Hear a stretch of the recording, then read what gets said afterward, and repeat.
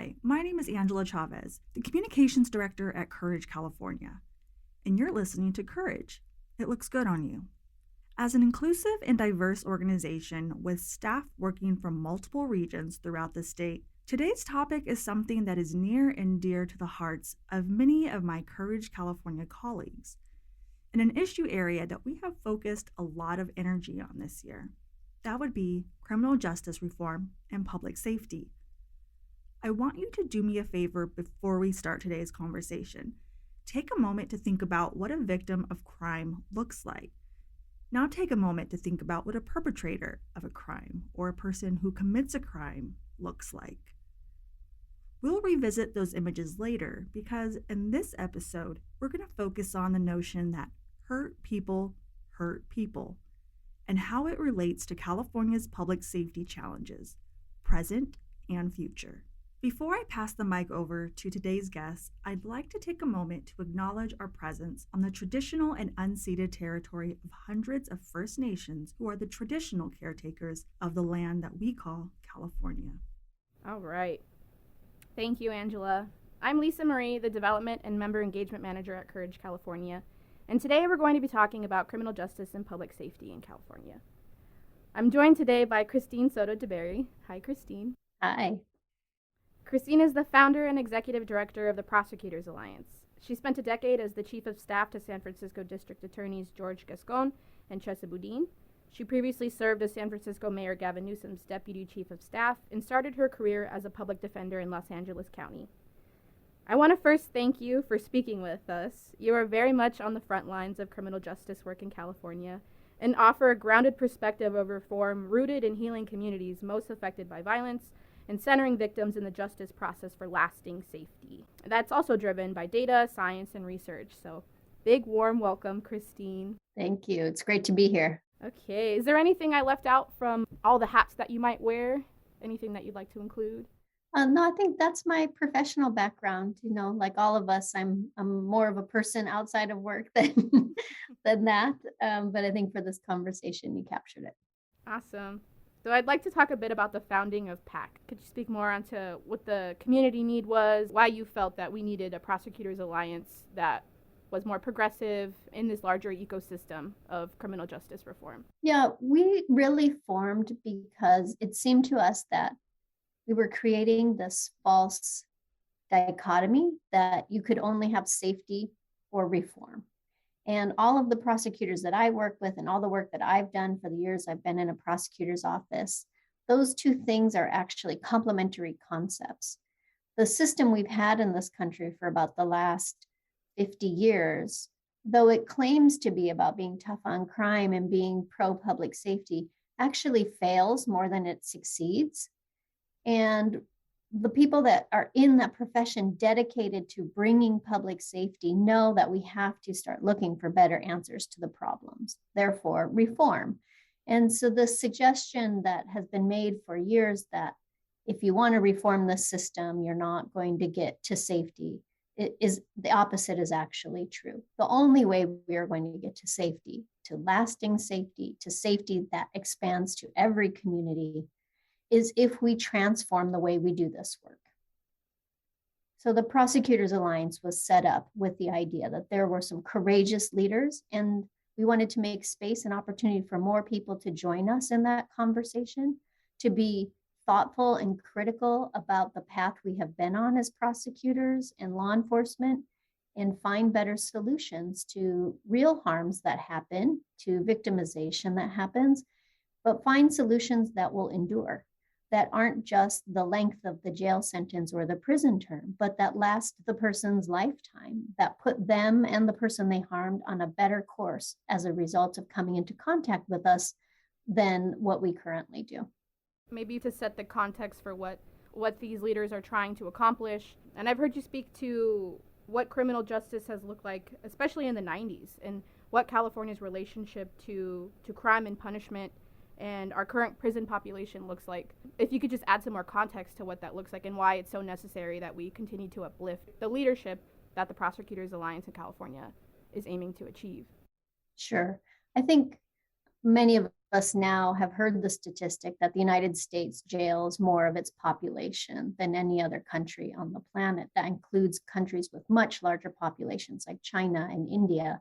And we're unique in Western democracies for using warehousing of people as our solution to harm. And we have done that without introspection and without challenge for decades. In the 80s and 90s, we saw significant increases in crime. We were similarly experiencing economic instability and other challenges in the larger society. And the response that we took collectively during that time was to get really harsh, was to arrest as many people that were committing offenses as we could, and to increase the punishment that they would receive for the crimes they had committed. We dedicated ourselves as a country wholeheartedly to that endeavor. Anyone that was alive at that time remembers. We passed laws like 3 strikes. We passed mandatory minimums. We reinstated the death penalty in certain states. We went very hard with a punishment response to violence and drug use. And as a result of that, we ballooned our prison population to unsustainable levels. And in California, the courts had to tell us, you have too many people in your jail, in your prisons. You must reduce the population in your prisons. And that, in spite of the fact that we had been on a prison building boom for all of those years, we were building prisons, not universities and colleges, and we still could not keep up with the space requirements for putting that many people in prison for those lengthy sentences. And so, the benefit we have now is that we tried that. We did it full blast, right? Everybody leaned in hard on that, and we tried what does a maximum punitive response look like?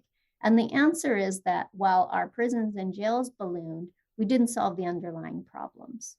And the leaders that I work with understand that. For example, George Gascon was a leader in the Los Angeles Police Department before he entered prosecution. And he spent 30 years in the LAPD. And what he realized towards the end of his time there was that he was seeing the individuals from the same community and sometimes even the same family repeatedly, and that the interventions we were applying were not working. And he then started a journey to say, what else could we be doing? What are other countries doing? What are other communities doing to deal with these problems that work better, that will bring safety to the communities that he was working in? And so in 2022, we have the chance to look at the path we've been on and choose a different road. That's the good news. For what it's worth, the area I grew up in the Inland Empire, was a heavily an over-policed community. And I remember being a small kid and hearing people were spending 25 years to life because of the 3 strikes law. And that drastically impacted me and my family and my community line.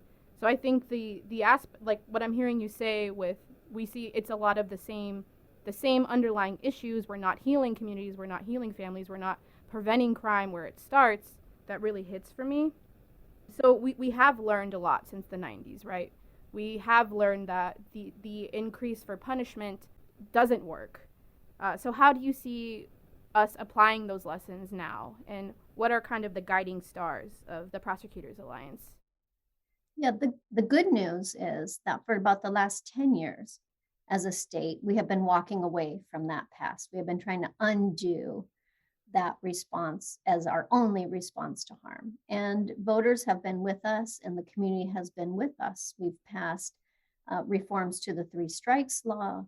We passed Prop 47, which reformed how we think about drug possession charges and theft cases. We passed Prop 57, which helped us rethink how we think about juveniles and how they should be treated in the system, and what kinds of incentives we want to create for people that are in prisons to work on their education and their rehabilitation. And voters have overwhelmingly supported those efforts up and down the state, in almost every county in the state. And when there have been efforts to roll those back, as recently as 2020, they have rejected those, right? So the community at large understands this. They understand that harm is serious, and when there's violence, of course, violence is never acceptable. There's no scenario where we would say violence is an appropriate way to solve a problem. and that we need responses to that, and that our responses should be tailored to the situation and the individuals involved. That having a one size fits all led us to the problem of the 80s and 90s. It didn't solve our problems. In fact, what we saw is, even still today, that approach fails more than it succeeds. The success rate is under 40% for using a jails and prisons answer to problems, because it does not address what is bringing people there. All of us have seen it, people that are having very severe mental health challenges, people who have deep drug addiction. Jails do not fix those problems. We all know that, right? So if we're not going to address what is driving somebody to cross the line, we should expect that they may cross it again. And it's foolhardy, and we're throwing good money at the problem with a bad solution, and it's a failure. And so I think that's the good news, is that we have started this work. We're obviously still in the early stages of this evolution. In the state of California, there are 58 elected district attorneys. We're working closely with 4 of them. And then we're building out within prosecutors that are not in elected positions, but that work within offices, and working with all of them.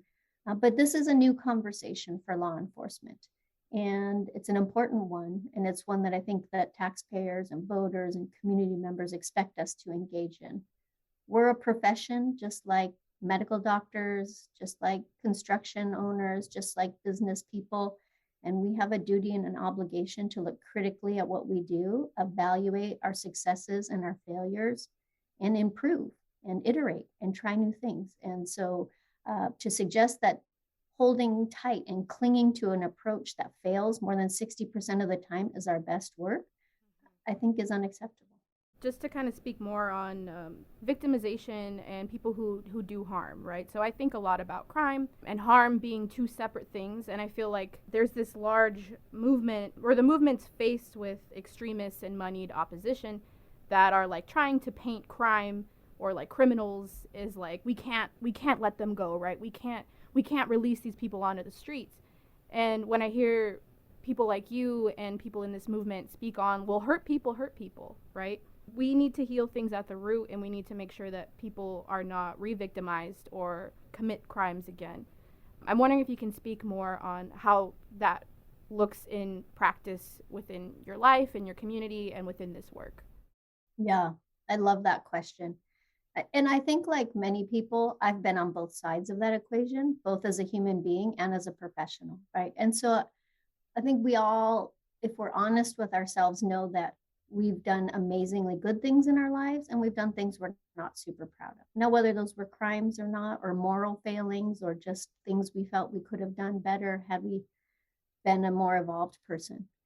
And the same is true with all the people we deal with in the criminal justice system, right? And we've set it up as if there are good people on one side and bad people on the other side.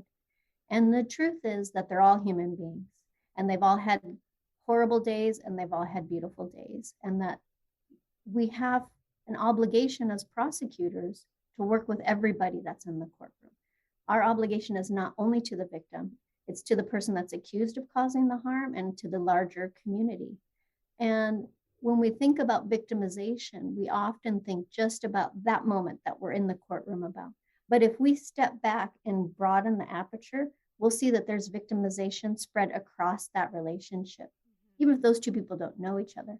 If you look at people in prisons, there's upwards of 80% of them experienced violence. They were victims of crime before they ever committed a crime. And in most cases, the systems around them fail to acknowledge that victimization and help them heal from it. And those are missed opportunities for all of us, because that trauma goes unaddressed, and it either turns inward and they are tearing themselves apart, or it goes outward. And so, we have a lot of work to do, and that's not just the criminal justice system. That's a lot of systems. That's the foster care system. That's the child protective system. That's the public school system. There are so many places that people need and deserve more support. But we as the criminal justice system need to be cognizant of that and understand that everybody has a story that leads them to that moment. Now, that story doesn't excuse using violence or being violent, but it is important context for us to understand what brought somebody to us and how we avoid that from happening again, right? Our best work is prevention work. Our best work is that there isn't any victim. Because if you look at, a sexual assault or a homicide, that there's punishment at the end of that may be necessary, but it does not do the thing that the victim most wants, which is that it never happened, that their loved one is still with them, that they didn't experience that grave, undignified assault on their personhood. And we can't repair that level of harm. And so our best work is to try and ensure that that doesn't ever happen again. And the way we do that is really understand the individual that's in front of us, what brought him or her to that point, and what do we put around them to ensure that they don't harm people again. And that is more than warehousing them. Right? That is inadequate. Now, sometimes, if it's a homicide and it's a serious case, that will probably be part of the response, but it cannot be the entirety of the response. We have prisons and jails now where there is no programming. There's very little opportunity for a person to obtain an education, to participate in therapeutic services, anything, all of the things that we would hope somebody could do with the time that they're separated from us are so dramatically limited that it ends up just being time sitting and wasting their lives and the opportunity to really get their situation under control. Thank you for uplifting that. I think that's a reality that not a lot of people recognize is we really are warehousing folks in these massive centers, and no one's getting the resources they need. People are just taking more trauma and more disruptions to their family line. So thank you. And I would like to segue that into how preventing crime and healing people leads to public safety. Do you think you can kind of paint a picture for listeners around how those two things are related? Yeah. So take our moment right now, where we're just coming out of the pandemic.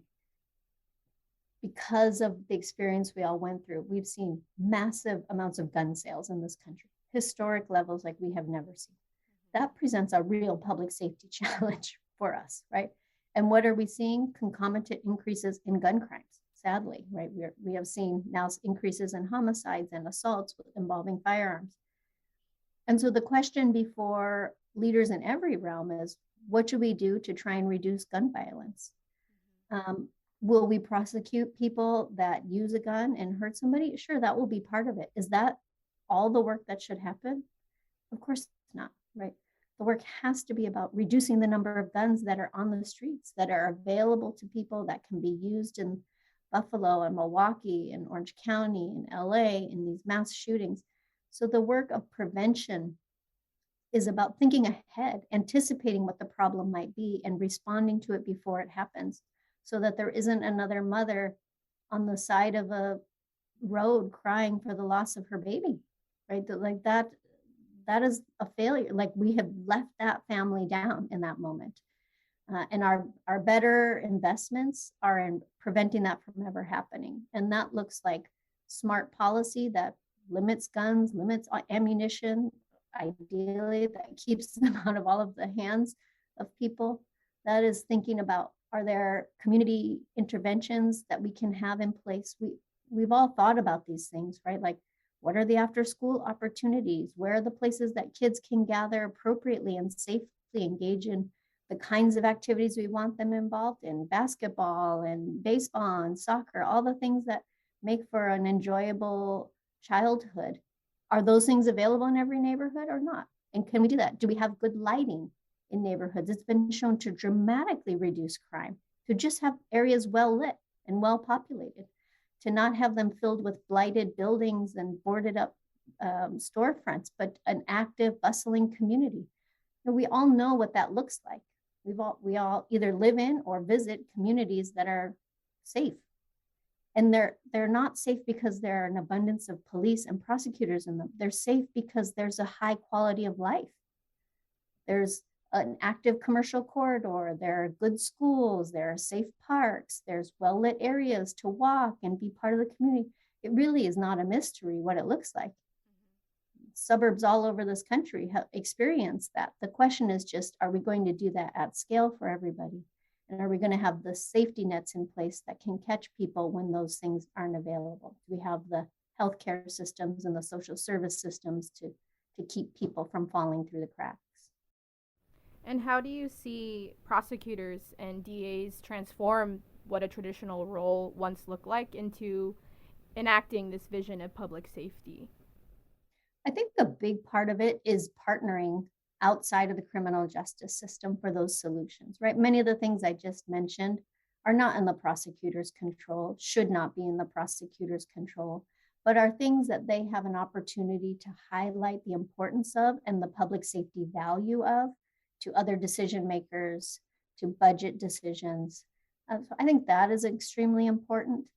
And a prosecutor also has the opportunity to play a bit of a traffic cop role, right? So when the police make arrests, they bring everything to the prosecutor. They say, here's all the people we arrested.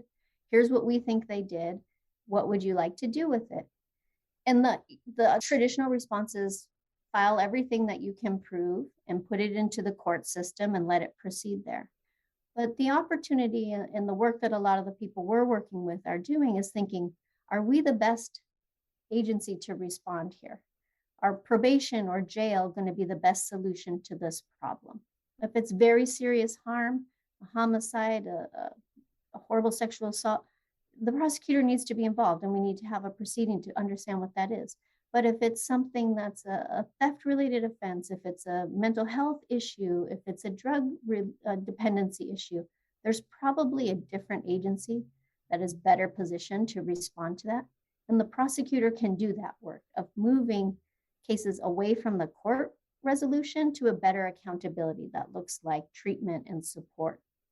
And so I think that's a really important role that prosecutors are starting to play and understand that they can help make sure people end up in the right system of care instead of just the default of a criminal prosecution. And then they all are powerful voices for the conversation about finding better ways. For a really long time, nobody in law enforcement thought differently about this work. There was one voice, and it was be as tough as you can. And the conversation now is starting to ask questions of itself and be more introspective and be more critical. And that's a really important role that prosecutors are playing, not just in California, but around the country. And part of that role extends to an issue we haven't touched on much, but around police accountability. And prosecutors really are the only system actor with the responsibility there. And it's an important one. And as we all know and have seen in the last number of years, one that for too long has not been taken seriously. And there has been too cozy of a relationship when it comes to whether police have committed crimes. And the prosecutors that we work with and many other around the country understand that their job is to police the police as well. And to make sure that if they step out of line, that there's an accountability process in place for them as well. Right. In my hometown, we have DA Mike Hestrin and Sheriff Chad Bianco, who are best friends. And they are some of the white supremacist right-wing forces we're talking about. So I'm wondering if you view this work region-specific and how we can coalesce more statewide to raise awareness around this. I don't think a lot of people see the relationship between the DA and the sheriff, and I don't think people see the relationship those titles are indebted to community for. Yeah, I think this is a really important issue.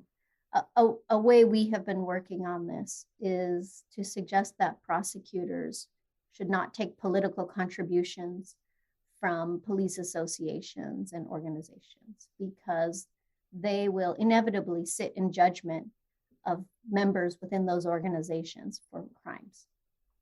And it creates a very complicated situation when you are the elected district attorney and a case lands on your desk that says, hey, officer so-and-so, who's a member of a group that gave $5,000, $10,000, $50,000 to your election campaign, is being accused of a crime.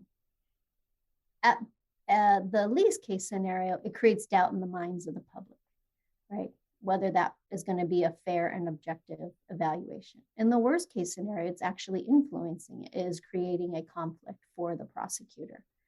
So we have been engaged in work to try and reduce the opportunity for that doubt to enter into the system, because those are some of the most important cases a prosecutor will review. They have a high level of interest and concern from the community, and they need to be made purely and objectively on the facts and the law, not based on relationships or indebtedness to somebody for a campaign contribution. We had legislation last year looking to limit prosecutors' ability to take those contributions.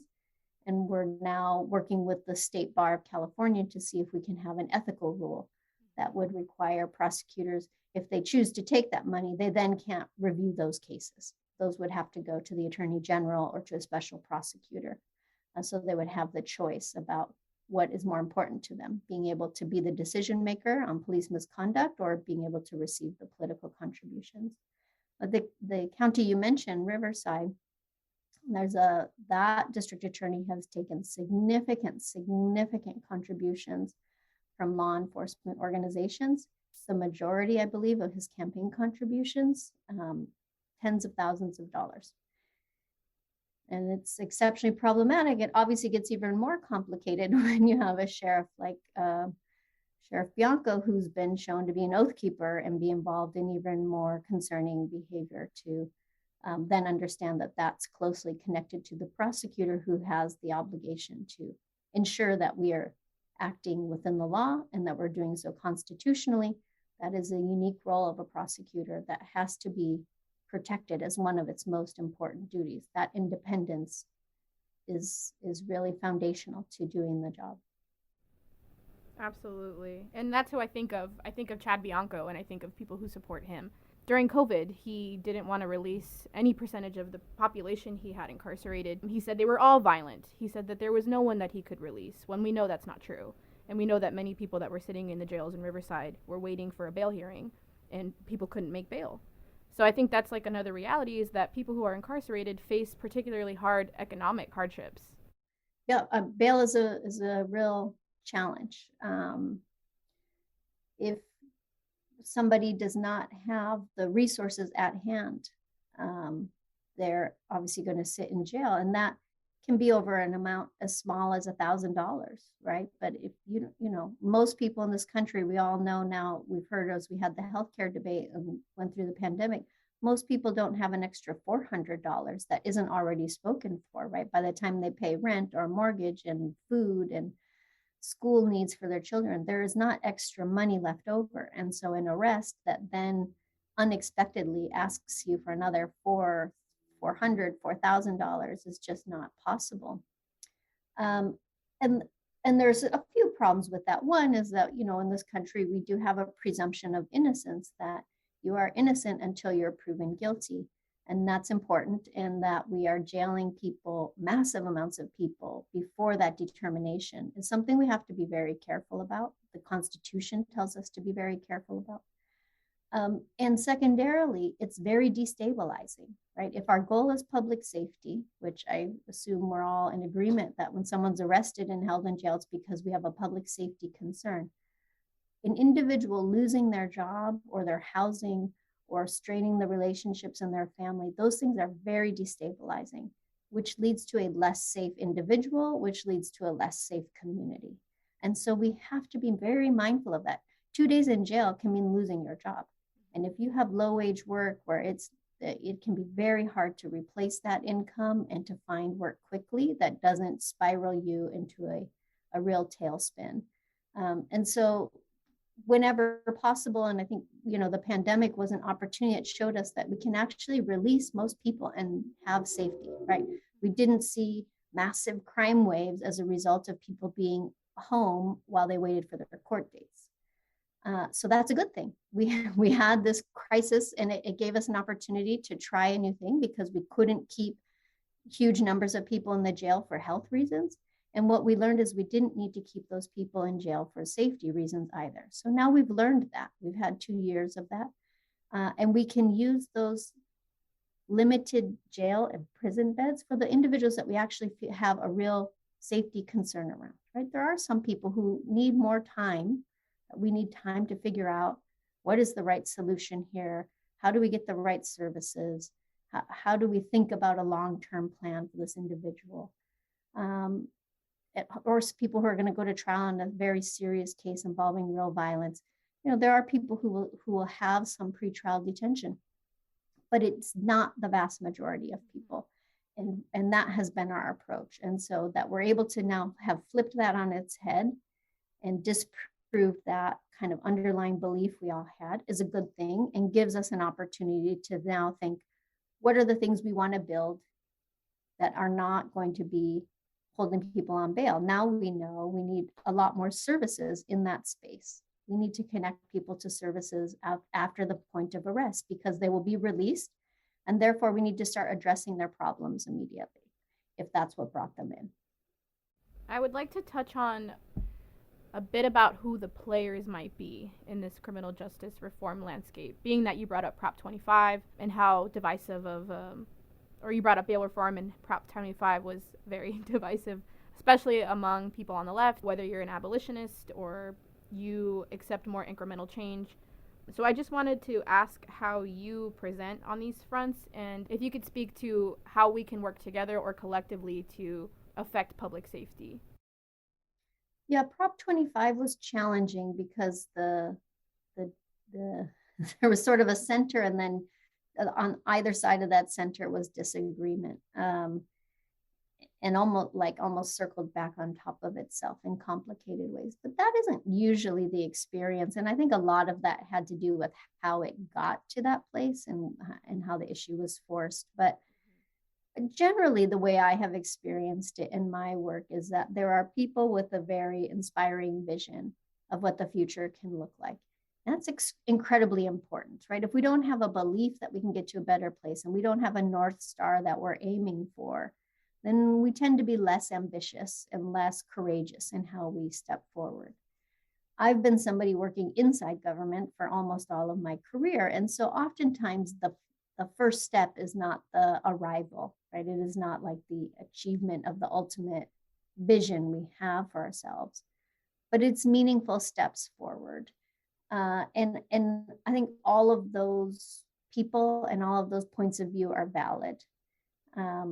And the work for us is to understand that everybody is striving to move forward, to find better solutions, and we all have different sense of how we get there and what's going to be lasting and sustainable. But I don't think there's as much disagreement about what we would like to see, right? Again, back to the earlier thing, we all know what safe communities look like. Everybody wants to live like that. Not all of us get to. And so I think that that's the work we're doing. And when we make an incremental change, like we do Prop 47, where we say, we're going to stop making possession of drugs a felony offense that sends you to state prison and follows you for the rest of your life. That one ballot measure affected 40,000 people in the state of California at the moment it passed. That's significant and real transformation for those individuals. Now, it's not the entirety of the issue or the problem with the criminal justice system, but those incremental steps can be real meaningful change in people's lives, right? The temporary change to the bail order, that mattered right then for those people that weren't held, that were able to keep their job, that were able to drive their children to school, were able to keep up most of their life. So all of those things have incredible value to the people that we all care for and are trying to make the system work better for, including victims, right? Like as we continue to think about reform in this system, one of the big things we've been really pushing is that reform also should look at how we're treating people that are harmed. We want to suggest that this system is done in the names and on behalf of victims, but we oftentimes leave them really lacking and without what they actually need. We spend our time focused on what the punishment will be. And for some victims, that's an important part of it, or maybe all of it. But for all of the victims that we have met with, people that have been victims of crime, it's much more than that. It's much more than punishing the person that harmed them. It's about the resources and supports they need to heal, the things that are going to put their life back on track, which obviously has to be one of our key priorities. And we have a system in the state right now that leaves many people out of that, that doesn't account for the needs of people that are harmed and doesn't help them with the supports they need to get better. And that leads to several things. One, repeat victimization. Those people get harmed again, and some of them turn to harm others, neither of which is good for safety. And to just kind of highlight what you've just mentioned, the Prosecutors Alliance of California has released this report on victimization. So what does like a victim look like? What have we seen in California? What are like the demographics? Is there such thing as a perfect victim? No, so victims are mostly, it's not who you would think, but the most likely victim of a crime is a young man of color between ages 18 and 24 generally. Those are the people that experience the most victimization. I think our image of who a victim is often very different than that. We usually think of a woman. We usually think of a middle-aged woman. We usually probably think of a straight white woman. We have a lot of ways we fill that in. Not to say that people in that community aren't victimized, but the vast majority of victimization is young men of color. And I think we have a lot of work to do to think about what do services look like when we're talking about young men. That's very different than the services I would seek or look to support me after I'd been harmed. May look very different who you want that support from. It's not likely to be law enforcement. Right? You're much more likely to want that support to come from something closer to a peer group, from a community group, from something that understands you as a young man and what you're experiencing. And so our responses to date have not really been adequate at understanding that that's who the victims are and helping them heal. And I think instead we've mostly either ignored that or not responded fully to it, and it has resulted in cycles of harm that ripple out from there. Could you speak more about some of the top-line findings of this report? You surveyed 711 victims of crimes, and you found some pretty groundbreaking reflections. Could you speak more on what those were? Yeah, it was really an amazing opportunity for us. We said, like, one of the things we want to do is be grounded in the wisdom of people that have had that lived experience, right? And people who have experienced violence and harm have a lot to teach us. And so we endeavored to talk to as many people as we could. And there were many unique experiences in there, but some of the things where there was a lot of agreement and a lot of concern were around one, that people really wanted to be able to have support outside of office hours. That being able to call somebody at 2 a.m, at 7 a.m. on a weekend to try and get connected when life had finally slowed down enough, or they weren't in the middle of the workday or their childhood care obligations, that they could think about what their needs were. That's when they needed that opportunity, and it often wasn't available. So that was something we heard loud and clear from the people we spoke to. Another was that they really wanted better trained people responding to them in those moments of harm, that they did not feel that there was a lot of empathy in that interaction, and that they probably were not trained in trauma and how to deal with people experiencing trauma, and that they wanted to have responders that could hear them and help them in those most vulnerable, painful moments. And other things we heard about were, we had some of the survivors we spoke to had been lost loved ones to police brutality and police violence. And they are currently excluded from getting support from the state. And so one of the things we heard from them and others was that there shouldn't be exclusions on who can get help. If you've been a victim and you've experienced violence and harm, no matter who caused it or what the circumstances are around it, that you should be able to get help to heal. That help it's not a civil suit where you're getting hundreds of thousands or millions of dollars. It's the very basic things like help to bury your loved one, a mental health counseling. It's very basic, covering your most basic needs that you can't afford to cover yourself. But people are excluded from that. And I think it leaves many people with unresolved trauma and hurt and that can turn into anger or other things if we don't pay attention to it. And we learn that repeatedly from people. And I think overall victims wanted to have more voice in the response. Many were not asked what they hoped for or wanted to have happen out of the process. And I think the system has just kind of moves forward with an assumption that everybody wants a punitive response to being harmed. And whilst, as I said, victims are as diverse as people who commit crimes as people who don't. That some do want that and many more do not. What most victims tell us is that what they want is for it not to happen to anybody else. That is their number one priority. And so I think our obligation in doing this work is to ensure that we do everything we can to ensure that it doesn't repeat itself, that we can have safety solutions that are sustainable and enduring. Another question that came up for me, I do more work on the community engagement side. So I'm curious, what is the role of community groups in collective healing and public safety? There's so much work that community already does, has always done.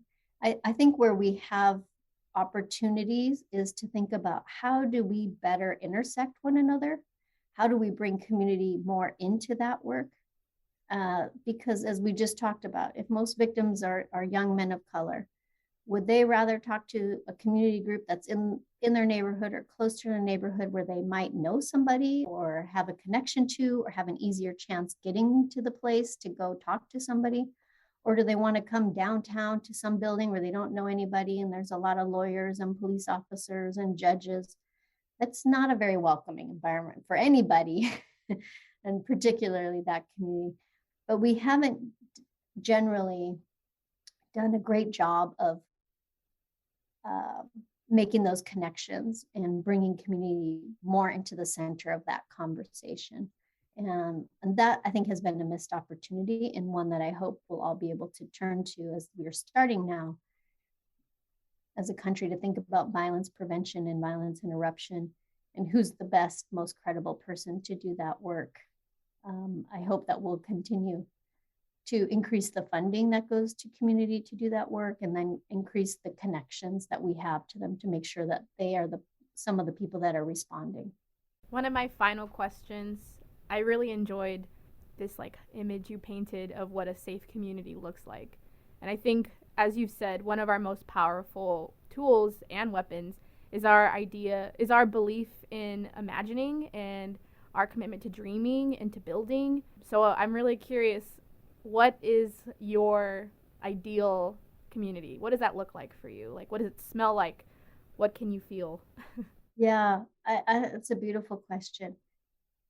I think for me, it is what I think would be amazing is if communities that right now that experience a lot of poverty and a lot of marginalization could build their ideal community, it would be so rich and vibrant. And that, right, because there's so much beauty in the Latino culture and the African American culture that would come through in ways that are unique to them and their lived experience. And I feel like if we had the chance to build that, you would imagine a community that is heterogeneous, where there's a mixture of people, where there's a celebration of the presence of that mixture of people, where young people are a central part of the energy and vitality of that community.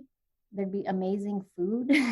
You talked about smells, even without the kind of the most robust versions, we have some of those things already, right? You can walk down the streets in some communities and be like, wow, that is amazing. Is that fresh bread? Is that amazing sauce I'm smelling? What is all of that? Just those vibrant kind of commercial corridors and places to recreate and safely gather and celebrate big family moments, to be able to be out in the street, to know your neighbors, to have reasons to do block parties, and all of the things that when we think, and at the points in our life when we're imagining who we'll spend our life with and how we'll build a family, all those things that we hope for, right? And we try very hard to choose a place to live that will give us those things. And for too long in this country, we've set it up where the economic opportunities are only in one part of that.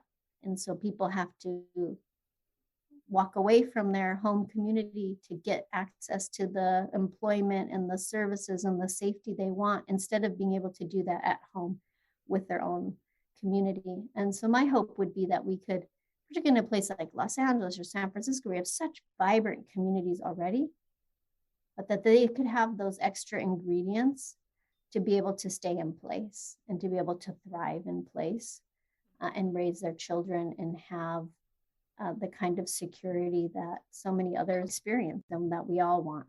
That's beautiful. Thank you so much for sharing that. That's definitely one of the, I think of that when I'm in this space of, oh man, I'm hearing about what's happening in Riverside County. This is who my sheriff is. This is who the DA is that the people elected, right? It's just like, man, I can't help but think, like, what are the real alternatives? Like, what can we show people, and how can we, like, co-create new ways of living, and where we all can contribute and where all of our contributions are respected.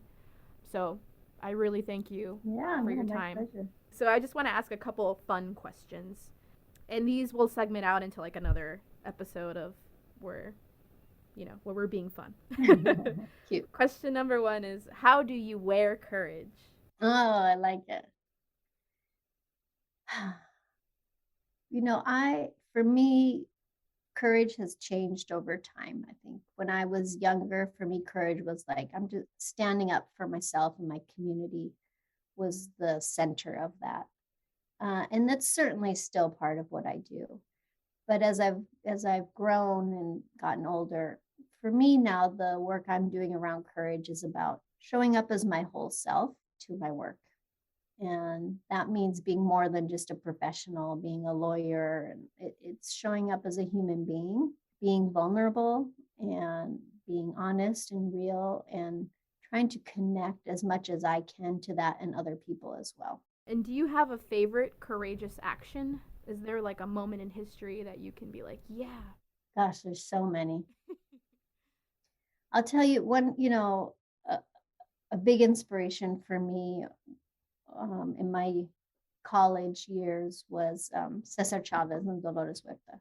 And prior to that, I had spent a lot of time reading about incredible African-American leaders in this country and the work that they did, to starting all the way from ending slavery through the civil rights movement. And I was excited to see Latino leaders and doing that work in their own unique way, and using hunger strikes and nonviolence as the way that they were going to approach that work, and became a real inspiration to me when I was in college.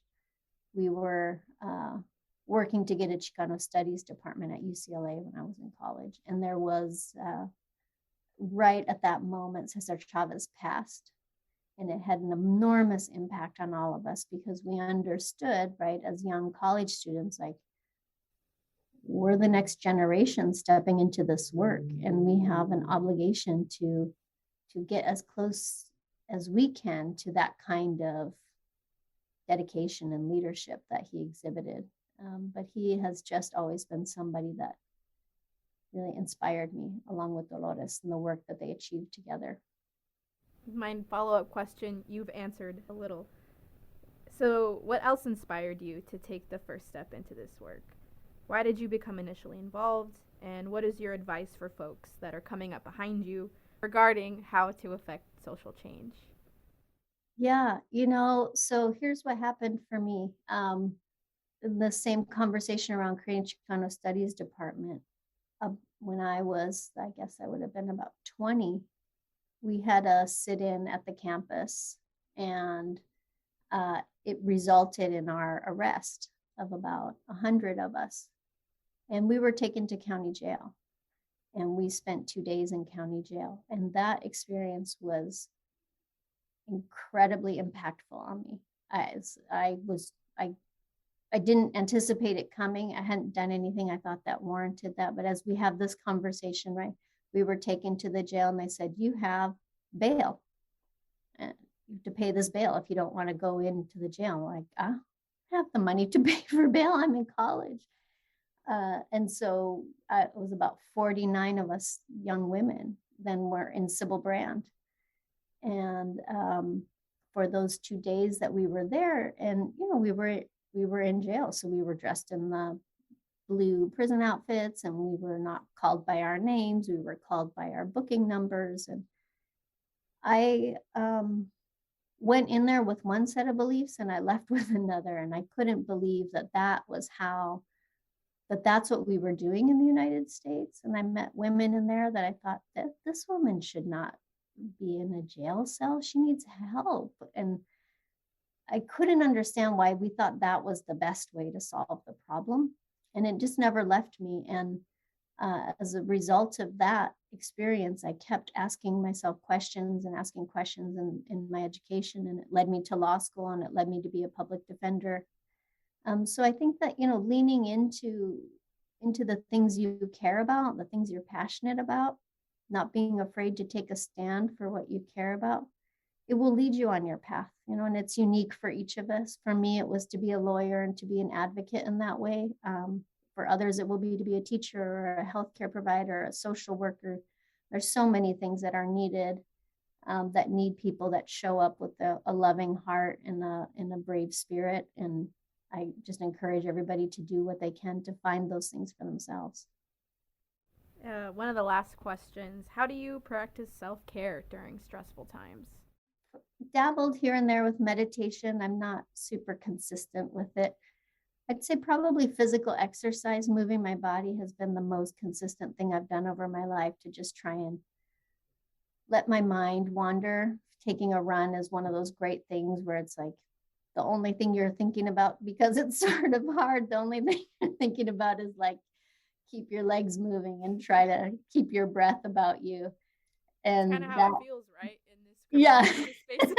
Just keep going.